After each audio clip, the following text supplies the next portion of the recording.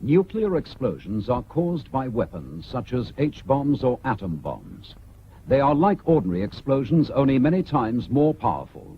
They cause great heat and blast. They also make a cloud of deadly dust, which falls slowly to the ground. This is what is called fallout. Hey you lot, Brass Polish here. And I know Roundtable has Magic covered this episode recently, but I've been sitting on this one for far too long. It may be mostly a Fluttershy episode, but it shows Rainbow Dash in probably the best light as well, so it counts. Library tonight! Be cool or be mute. No offense. None taken. We never see him again, because his gimmick went to someone else. All right, go on in. Find a seat. 1, 2, 3, 4, 5, 6, 7, 8, 9, 10, 11, 12,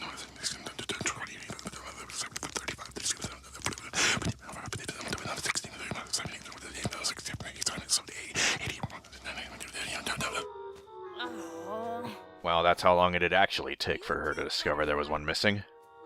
Every living thing depends on the life-giving nourishment of rainwater. So from this, One Bad Apple and Testing 1, 2, 3, we know they have film and movies in Equestria.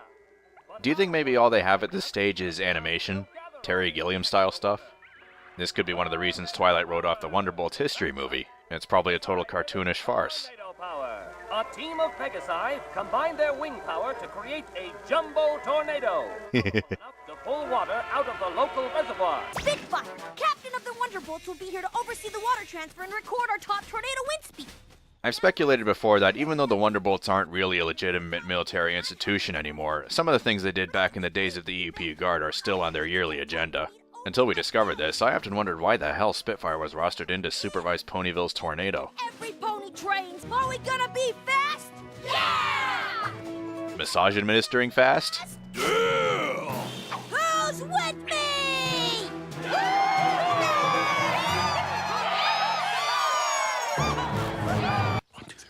Oh, fuck, not again. Stretch those glutes, Splitter. Nice flexibility, Cloud Chaser. A little too much flexibility, Blossomforth. I wasn't around when Season 2 was airing, so I don't know if any of these Pegasus characters had been given names by the fandom before this episode came about. Derpy was the only background Pegasus I can think of who was named by the fans. I know we got Snowflake after this episode, but that went down the shitter. Fluttershy, open! Achoo! Vapor Trail, your record is secure. Say, how do you think Sky Stinger would have fared during tornado duty in Stratusburg? I think I have the pony pox. Side effects include hamminess, transparency, and a buttload of bathrobe fan art. I'll just get out of these robes and...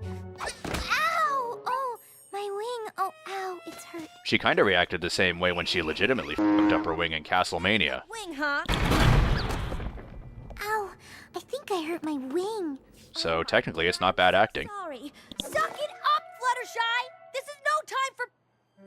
I mean, confidence or no confidence. I'm gonna need every Pegasus to break the record. Flying is like 30% skill and 70% confidence. Can't mess with a flyer's confidence. Oops. What exactly does this machine do? It measures your accelerative velocity and translates it into wing power, thus gauging your cumulative H2O anti-gravitational potential. What exactly does this machine do? It's pretty much just a desk fan Twilight crammed a Fitbit into. Oh, okay, yes. Is that you again, Thunderlane? Please, we need to have a germ-free environment. So I'll just squirt some poison all over you. That's why he didn't turn up on the day. We have 9.3 wing power. My average is 4, but I can get it up to 7 if you waggle a bucket of crab legs in front of me. Not bad, not bad. Okay, who's been gorilla gardening poison joke? So a Buddhist walks into a pizza joint and says, "Make me one with everything." Okay, now they have a reason to laugh here. I guess we can assume Flitter and Cloud Chaser are just assholes, but you'd think there'd be a little build-up. We don't see either of these two as fillies in any of the flight camp flashbacks. Could this be a fan-made dynamic for this duo that I wasn't aware of? God damn, did I ever arrive late. But the point is, Fluttershy has nothing to lose by contributing to the tornado. She only thinks she does. So if Flitter and Cloud Chaser are meant to be jeering her, it's rather inappropriate. 0.5? You aren't gonna go quit just because of that, are you? Yes! God. She and Luna are pretty much tied for the most overrated pony in the show. One whimper, one tear, one blush, and everybody bloody well melts. I would say thank God for Season 6, but it was around this point that I started to gain a fair amount of respect for Fluttershy, though she still never turned me into the Wicked Witch of the West. Says the green guy. This has got to be one of the most terminal cases of selective referencing I've ever seen in this fandom. Whenever people argue that Angel has his good side, this is the only scene that gets mentioned. The ratio isn't favorable even today, and that's not bad. There's a damn good reason this little bunny is called Angel. He's a bastard. I don't give a shit if he smacked Fluttershy that one time. He's not the biggest shit-eating scumbag in this show, and even if he was, that'd be hilarious. Yes, I did tell you to never give up. And to believe in yourself. I never realized how much I can relate to Fluttershy until Seasons 5 and 6 came about. Since she didn't get much development in the early seasons, it was hard to perceive her as someone dealing with her fears and flaws at a creeping slow pace. And since her timidness was her standout feature at the time, it looked like that was all she had to work on before more focus was put upon her moments of jealousy and frustration. So even when she triumphed, it scarcely seemed like an achievement until recently. Fluttershy's got a good pain threshold, hasn't she?